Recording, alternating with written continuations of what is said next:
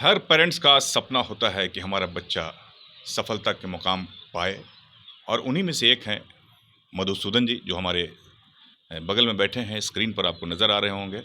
इन्होंने बीपीएससी परीक्षा में शानदार प्रदर्शन किया है और सफलता के परचम लहराए हैं। तो सबसे पहले आपका स्वागत है मधुसूदन जी, और बहुत बहुत बधाई आपको। Thank you sir, thank you. किसे श्रेय देंगे आप इस सफलता को?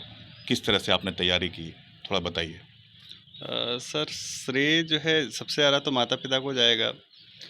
लेकिन और भी परिवार के लोग, जैसे मेरी वाइफ़ हैं, भैया हैं, मुझे लगता है भैया को सबसे ज़्यादा भरोसा था मेरे ऊपर।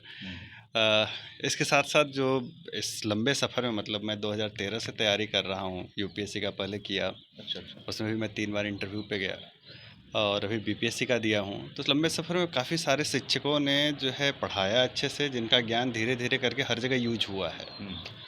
और एक और है, मतलब there is a person named Ritesh Kumar.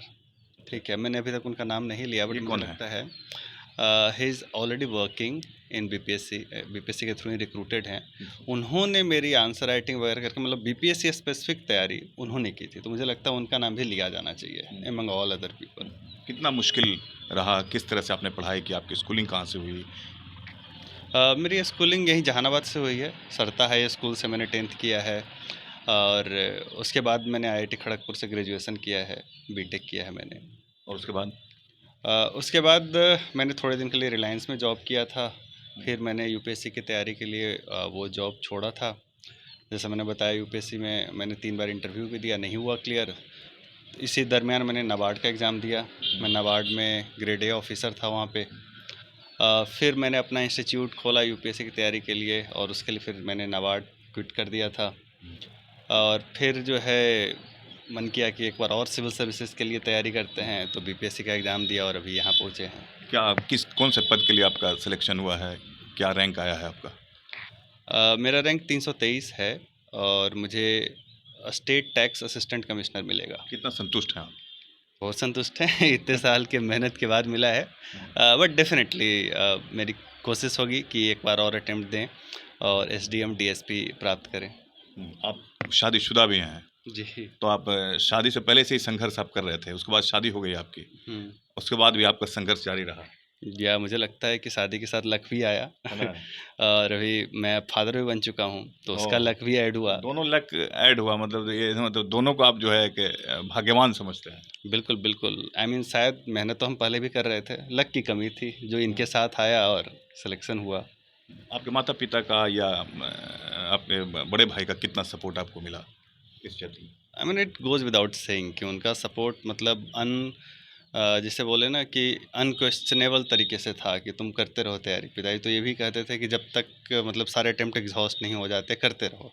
हालाँकि अपना मन खुद नहीं मानता है कि हम कितना दिन तक पैसा लेते रहें, उनके सपोर्ट पे रहें। अब टाइम आ गया है खुद पे खड़ा होने का, तो इसलिए मैं बीच-बीच में कोचिंग वगैरह में पढ़ाता था और खुद खुद को जो है सस्टेन करने के लिए करता रहता था। बट उनका सपोर्ट मतलब हमेशा था, और कॉन्फिडेंस बढ़ाने में भैया का बड़ा योगदान था। मतलब बहुत बच्चे जो है संघर्ष करते हैं और मतलब पास नहीं हो पाते हैं, नहीं निकाल पाते हैं, तो थक जाते हैं, निराश हो जाते हैं।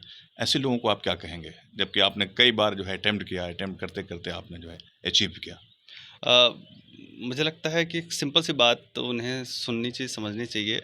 थकना नेचुरल है, ठीक है? और फेल्योर भी नेचुरल है, ठीक है? मिलेगा, मतलब कुछ लोग होंगे नहीं मिलेगा, बट मोस्टली लोगों के रास्ते में फेल्योर आता है। हमें बस ये देखना है कि फ्यूल टैंक पूरी तरीके से खाली नहीं करना है। फ्यूल टैंक 2 तरीके के हैं, एक जो मानसिक तौर से है और एक फाइनेंशियल भी बड़ा इम्पोर्टेंट है, ठीक है? पूरी तरीके से खाली होने से पहले हमें कोई एक अल्टरनेट करियर पाथ पकड़ लेना है। जैसे मेरे केस में मैंने नाबार्ड पकड़ा, जैसे मेरे केस में मैंने फिर अपना इंस्टीट्यूट खोला, और जैसे ही फ्यूल दोबारा भर गया, फिर से आ गया कि चलो जो हमारी इच्छा है उसमें दोबारा आते हैं। यूपीएससी का भी एग्ज़ाम आपने फेस किया? हाँ, मैंने बोला ना, मैंने उसके सारे 6 अटेम्प्ट दिए और वहाँ मैं 3 बार इंटरव्यू तक भी पहुँचा। उसमें सफलता नहीं मिली, नहीं, फाइनल रिजल्ट लेकिन में आप वहाँ हारे पे आ नहीं। गया। डेफ़िनेटली। हुँ। तो कैसा फ़ील कर रहे हैं आप अभी के समय में? और अपने परिवार के बारे में बताइए, कहाँ के रहने वाले हैं आप? मैं सम्मत विहा का रहने वाला हूँ और अभी हम लोग जहानाबाद में रहते हैं मोस्टली। और मेरे पिताजी शिक्षक हैं माताजी भी शिक्षक हैं, तो हमारा एजुकेशन का ही बैकग्राउंड है। मेरे भैया का जो है स्कूल चलता है, तो हम सब परिवार, भाभी भी टीचिंग में ही है, हम और मैं भी अभी थोड़े टाइम पहले तक टीचिंग में ही था, तो हम सब लोग टीचिंग से ही जुड़े हुए हैं। नए छात्र छात्राओं को ये आखिरी सवाल करेंगे, क्या कहना चाहेंगे कि ताकि उन्हें हर कीमत पर सफलता मिले? सर, पहली बात तो हर कीमत पर सफलता नहीं सबको मिल सकती, प्रैक्टिकल बात है।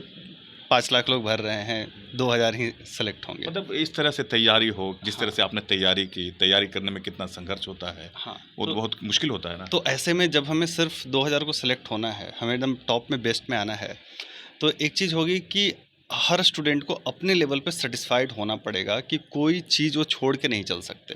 जैसे काफ़ी सारे स्टूडेंट ये छोड़ के चलते हैं कि ये तो क्वेश्चन आता ही नहीं है, ये वाला तो ईजी है, सिर्फ ये वाला कर लेते हैं। सबको पकड़ के चलना है। बिल्कुल, आपको अपने सारे कॉर्नर्स कंप्लीटली फिल करके चलेंगे, तभी आप टॉप 1000 में, टॉप 2000 में आ सकते हैं। तो स्टूडेंट्स को कोई भी लूज़ एंड नहीं छोड़ना चाहिए। हुँ।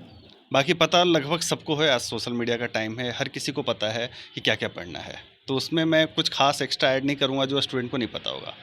बट हाँ, स्टूडेंट कहीं न कहीं थोड़ा-सा रिलैक्स होते हैं कि चलो अभी तो एग्ज़ाम दूर है, थोड़ा देर ये कर लेते हैं, वो कर लेते हैं। ये छोटी-छोटी चीज़ें ही डिफ़रेंस क्रिएट करती है। चलिए, बहुत-बहुत धन्यवाद आपका।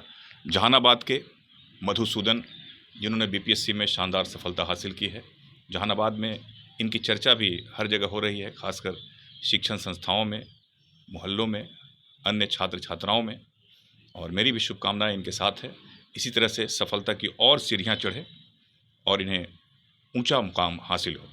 देखते रहिए हमारा ख़ास कार्यक्रम, लाइक कीजिए, शेयर कीजिए और फॉलो ज़रूर कीजिए। नमस्कार।